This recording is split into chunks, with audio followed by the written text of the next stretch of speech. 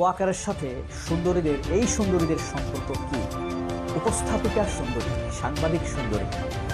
এক সময় আমরা দেখতাম ওবায়দুল কাদেরের সাথে এই পূর্ণিমা, অপু বিশ্বাস, তারপরে আপনার মাহিয়া মাহি, এসব থার্ড ক্লাস স্টার খ্যাত তথাকথিত স্টার থার্ড ক্লাস সুন্দরীদের।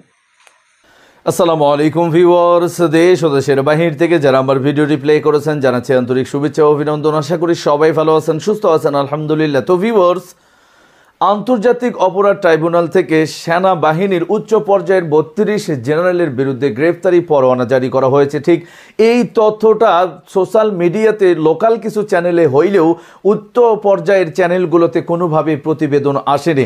এদিকে নতুন করে একটি তথ্য ফাঁস হয়েছে, যেখানে সেনাপ্রধান জেনারেল ওয়াকার এই সমস্ত চ্যানেলের উপস্থাপিকাদের সঙ্গে এক রঙ্গমঞ্চ সম্পর্ক তৈরি করেছেন, যেই রাজ্যের মূল নায়কই হলো জেনারেল ওয়াকারুজ্জামান। আসুন আমরা জানবো তার এই প্রেম লীলার সর্বশেষ শাখা কোন পর্যন্ত পৌঁছেছে, এবং এইরকম একটা পদস্থধারী ব্যক্তির জন্য এমন এক কলঙ্ক অধ্যায় হবে এটা কেউ কল্পনাও আমরা করতে পারিনি। আসুন এমন মুহূর্তে আমরা সেনাপ্রধান জেনারেল ওয়াকারের প্রেম লীলার বিস্তারিত আপডেট জানবো রিপোর্টে। সো ভিডিওতে যাওয়ার আগে ছোট রিকোয়েস্ট করবো, যারা চ্যানেলটি সাবস্ক্রাইব করেননি সকল আপডেট সবার আগে জানতে অবশ্যই চ্যানেলটি সাবস্ক্রাইব করে পাশে রাখবেন। দর্শক আসুন স্ক্রিনে। ওয়াকারের সাথে সুন্দরীদের সম্পর্ক কি? উপস্থাপিকা সুন্দরী, সাংবাদিক সুন্দরী। এক সময় আমরা দেখতাম ওবায়দুল কাদেরের সাথে এই পূর্ণিমা, অপু বিশ্বাস, তারপরে আপনার এই মাহিয়া মাহি, এসব থার্ড ক্লাস স্টার খ্যাত তথাকথিত স্টার থার্ড ক্লাস সুন্দরীদের জাহারা মিতু, এদের সাথে ওবায়দুল কাদেরের সম্পর্ক ছিল ব্যাপক ও বিস্তর, গভীর, বেডরুম পর্যন্ত তাদের যাতায়াত ছিল, সম্পর্ক ছিল। তারপরে এইচটি ইমাম, বুড়া ৮৪ বছর বয়স্ক, এসব সুন্দরীদের সাথে ব্যাপক সম্পর্ক ছিল। এটা ছিল বহুগামিতা, তাদের সাথে সম্পর্ক, চারিত্রিক ত্রুটি, মানুষ সেটা বুঝেছেও দেরিতে হলেও। কিন্তু ওয়াকার কেন সুন্দরীদের সাথে সম্পর্ক রাখে? সেখানে বিনিময়টা কি? তাও এলিট ক্লাস সুন্দরী, যারা নায়িকাদের মতো অত প্রচারিত নয়, উপস্থাপিত নয়, কিন্তু যারা উপস্থাপক নিজেদেরকে উপস্থাপন করে না, অন্যদেরকে বা সাবজেক্টে উপস্থাপন করে, সেই সুন্দরীদের সাথে ওয়াকারের সম্পর্ক ব্যাপক এবং বিস্তর দেখা যায়। এই সম্পর্কের উদ্দেশ্যই বা কি? একটি বিষয় বললে আপনাদের কাছে বিষয়টি আরও পরিষ্কার হবে। ধরেন তারেক রহমান বিবিসি বাংলাকে সাক্ষাৎকার দিয়েছিলেন কবে? সেই ৩ তারিখে, লন্ডনের সময় ৩ তারিখে দ্বিতীয় পর্ব ছেড়েছেন। এরপরে আমাদের সাথে তারিখের একটু হেরফের হয়েছে, লন্ডনের সাথে স্বাভাবিক, তবে ৩ তারিখে এটা কিন্তু সঠিক। কিন্তু দেখেন, গতকাল বাংলাদেশ আইসিটি অর্থাৎ এই অপরাধ ট্রাইব্যুনাল, আন্তর্জাতিক ইন্টারন্যাশনাল ক্রাইম ট্রাইব্যুনাল, সেনা ২৩ জন টোটাল ৩০ জন এলিট অপরাধীর বিরুদ্ধে, সোশ্যাল এলিট, মুখোশধারী এলিট কিন্তু খুনি, তাদের বিরুদ্ধে তাজুল ইসলামের নেতৃত্বে অভিযোগ দাখিল করেছে, চূড়ান্ত অভিযোগ, যে অভিযোগ প্রায় প্রমাণিত ছবি, ভিডিও দ্বারা, বক্তব্য দ্বারা। আয়নাঘরে যারা মানুষকে প্রত্যাহার করেছে, গুম করেছে, খুন করেছে। খেয়াল করলে দেখবেন একমাত্র আমার দেশ ব্যতীত আর কোনো মিডিয়াতে এটা প্রচারিত হয়নি সেই হেডিংয়ে, একরকম প্রচার করেইনি। অথচ টকশোতে, পত্রিকার হেডলাইনে এবং লিড নিউজে আলোচনা হওয়ার কথা ছিল এই খবরটি, যে অপরাধীদের বিরুদ্ধে ট্রাইব্যুনালে অভিযোগ সাব্যস্ত করেছে, অফিসিয়ালি গ্রেপ্তারি পরোয়ানা জারি করা হয়েছে তাদের বিরুদ্ধে। অথচ দেখেন রোকসানা আঞ্জুম নিকোল, টেলিভিশনের সুন্দরীদের কথা বলতেছি, তারপরে ত্রিনা, এসএ টিভির সুন্দরীরা, তারপরে ইভেন কি কাজী জেসিন, এমনকি এরা তো থাকবে আরও কয়েকটা। কাজী জেসিনের কথা আমি বলতে চাই নাই, আমি তার ভক্ত, কিন্তু সে এটা কেন করলো? এরপরে আপনার ওই যে গ্লোবাল টিভিতে এখন বসে বসে শয়তানি করে আওয়ামী লীগগুলো, আনিস আলমগীরকে আনে, এটার নাম নাজনীন মুন্নি। তারপর আরেকটা আছে ইতর, 18 ইলেকশনের বৈধতা অর্জন করেছে, সেটা হলো নবনীতা চৌধুরী। আর আরেকটা হচ্ছে লেডিস প্লাস, সুন্দরী প্লাস, লেডিস প্লাস, ওই যে সালমানের প্রমাণের কামলা খালেদ মহিউদ্দিন, ওটাকে লেডিস ধরলে এই কারণে সুন্দরীদের কথা বললাম, একটা সমকামী ওরিয়েন্টেড। এই যে সুন্দরীরা, এই যে ধরেন নিকোল, জেসিন, ত্রিনা, নাজনীন, নবনীতা, এদের কাছে আমরা কি আশা করেছি? যে ট্রাইব্যুনাল নিয়ে আরও নিখুঁত সত্য তারা উদ্ঘাটন করবে, আমাদেরকে জানাবে, কিন্তু সেই বিষয়ে তারা কোনো তাদের টকশো নেই, আলোচনা নেই।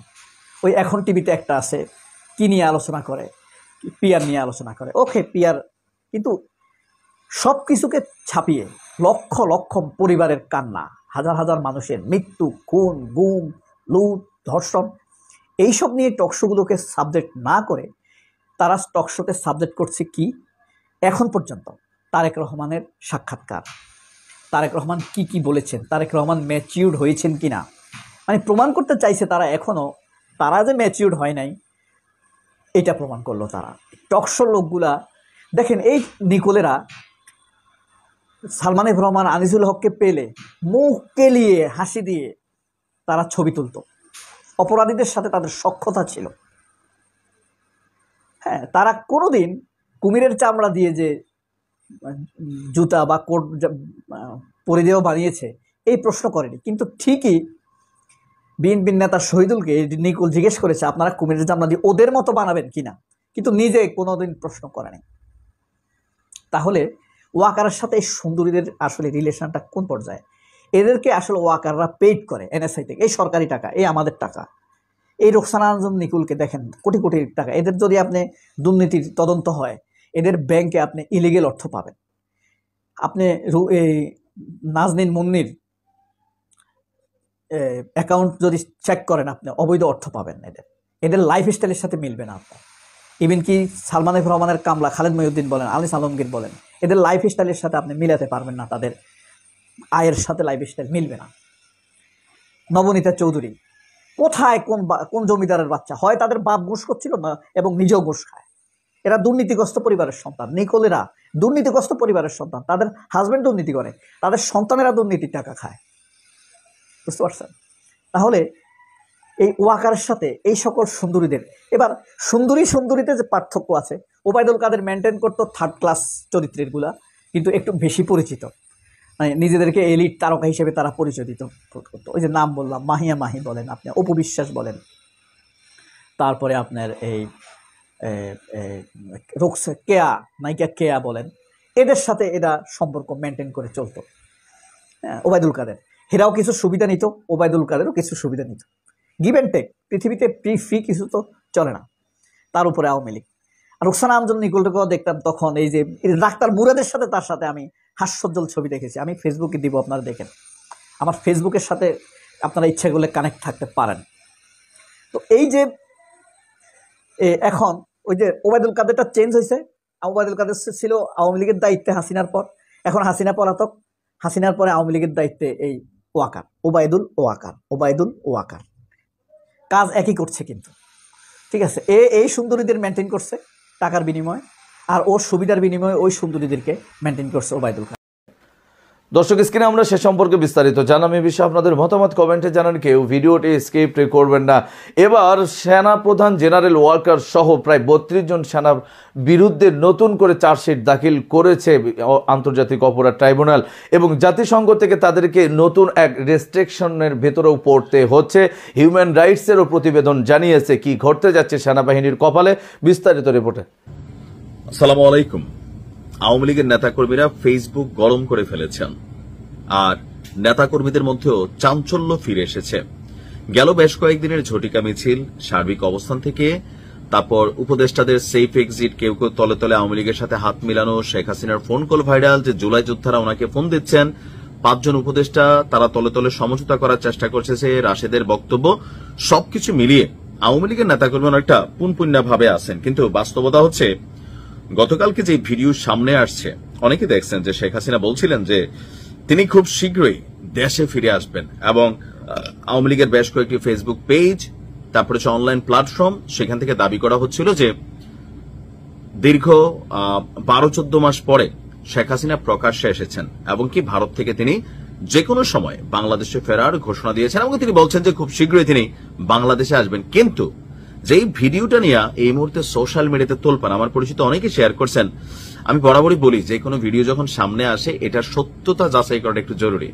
তো সবাইকে সত্যতা যাচাই করতে পারে, বিশেষ করে যখন আওয়ামী লীগের অনেক বড় বড় কন্টেন্ট ক্রিয়েটর যারা আছেন অথবা ব্লগার যারা আছেন তারা, বা বড় বড় ব্যক্তিত্ব যারা আছেন, তারা যখন এই পোস্টটাকে শেয়ার করতেছেন, সাধারণ জনগণ তারা এটাকে সত্যি মনে করে নিচ্ছেন। আবার আসুন, গতকালকে দিল্লিতে প্রকাশ্যে শেখ হাসিনা দাবি করে একটা ভিডিও যেটা ভাইরাল হয়েছে, যে তিনি দাঁড়িয়ে আছেন সামনে কাচের গ্লাসের মতন একটা রেলিং, তো তিনি সেখান থেকে বক্তব্য দিচ্ছেন। এই বক্তব্যটা আসলে কি এখনকার নাকি আগের?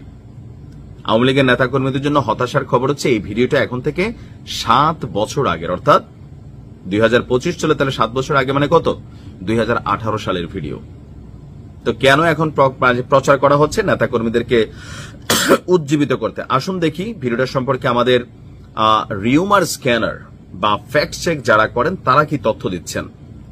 যেই ডায়লগটা মানে ভাইরাল হয়েছে সেটা এরকম ছিল যে দিল্লিতে গুরুত্বপূর্ণ বৈঠক শেষে শেখ হাসিনা, আমি খুব শীঘ্রই ঢাকায় ফিরছি, সবাই শান্ত থাকবা। এই দাবিতে যে ভিডিওটি ভাইরাল করা হয়েছে, রিউমার স্ক্যানারের অনুসন্ধান বলছে যে ভিডিওটি মূলত 2018 সালের। এটা কি ভারতে করা নাকি অন্য কোথাও? এটা ভারতে করা কোনো ভিডিও না, এটা হচ্ছে 2018 সালের জাতিসংঘের 73তম যে অধিবেশন ছিল। তো তৎকালীন সময়ে বাংলাদেশের প্রধানমন্ত্রী তিনি ছিলেন, তিনি জাতিসংঘে গিয়েছেন, তার সাথে সফরকারী টিম ছিল।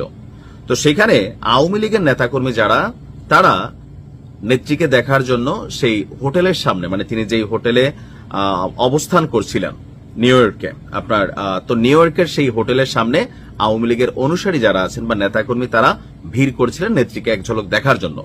তো সেইখান থেকে তিনি আসলে ওই সময় এই বক্তব্যটা দিয়েছেন যে আপনার মানে কি বলা হয় যে তিনি দেশে ফিরে আসবেন। তো এই ভিডিওটা আমরা দেখলাম অমি পিয়াল যিনি আছেন তিনি প্রথমে এটাকে সম্ভবত শেয়ার করছেন, উপরে ক্যাপশন ছিল কথা ক্লিয়ার বোঝা না যাক, দেখলাম তো আপারে, মানে তিনি এত মাস পরে বা এত বছর পরে সামনে আসছেন। এখন স্ক্রিনশট হিসেবে আমি আপনাদেরকে আরেকটা জিনিস দিচ্ছি যেটা রিউমার ফ্যাক্ট সামনে নিয়ে আসছে, যে এমজি মাওলা এমডি জিয়া এবং মিজানের সাথে কোলাবোরেট করে তিনি পোস্টটা করেছিলেন সেপ্টেম্বর 30, 2018-তে।